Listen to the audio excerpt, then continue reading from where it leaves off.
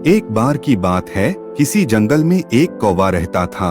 वो बहुत ही खुश था क्योंकि उसकी ज्यादा इच्छाएं नहीं थीं। वह अपनी जिंदगी से संतुष्ट था, लेकिन एक बार उसने जंगल में किसी हंस को देख लिया और उसे देखते ही सोचने लगा कि ये प्राणी कितना सुंदर है। ऐसा प्राणी तो मैंने पहले कभी नहीं देखा, इतना साफ और सफेद। यह तो इस जंगल में औरों से बहुत सफेद और सुंदर है, इसलिए यह तो बहुत खुश रहता होगा।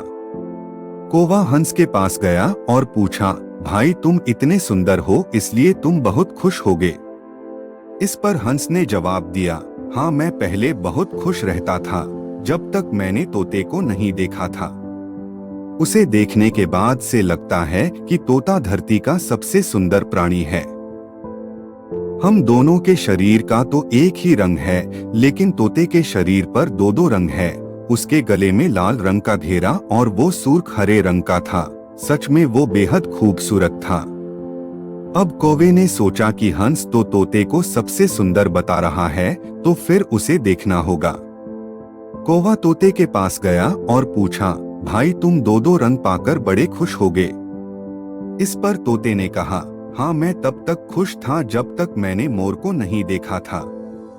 मेरे पास तो दो ही रंग हैं, लेकिन मोर के शरीर पर तो कई तरह के रंग हैं। अब कौवे ने सोचा, सबसे ज्यादा खुश कौन है, यह तो मैं पता करके ही रहूंगा। इसलिए अब मोर से मिलना ही पड़ेगा।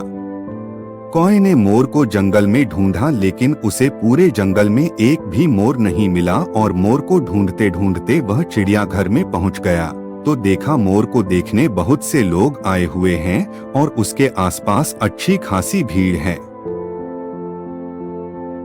सब लोगों के जाने के बाद कौवे ने मोर से पूछा, भाई तुम दुनिया के सबसे सुंदर जीव हो और रंग बिरंगे हो, तुम्हारे साथ लोग फोटो खिंचवा रहे थे। तुम्हें तो बहुत अच्छा लगता होगा और तुम तो दुनिया के सबसे खुश जीव होगे। इस पर मोर ने दुखी होते हुए कहा, भाई अगर सुंदर हूँ तो भी क्या फर्क पड़ता है, मुझे लोग इस चिड़ियाघर में कैद करके रखते हैं, लेकिन तुम्हें तो कोई चिड़ियाघर में कैद करके नहीं रखता और तुम जहाँ चाहो अपनी मर्जी से घूम फिर सकते हो। इसलिए दुनिया के सबसे संतुष्ट और खुश जीव तो तुम्हें होना चाहिए, क्योंकि तुम आजाद रहते हो। कौवा हैरान रह गया, क्योंकि उसके जीवन की अहमियत कोई दूसरा बता गया। दोस्तों, ऐसा ही हम लोग भी करते हैं। हम अपनी खुशियों और गुणों की तुलना दूसरों से करते हैं, ऐसे लोगों से जिनका रहन सहन का माहौल हमसे बिल्कुल अलग होता है।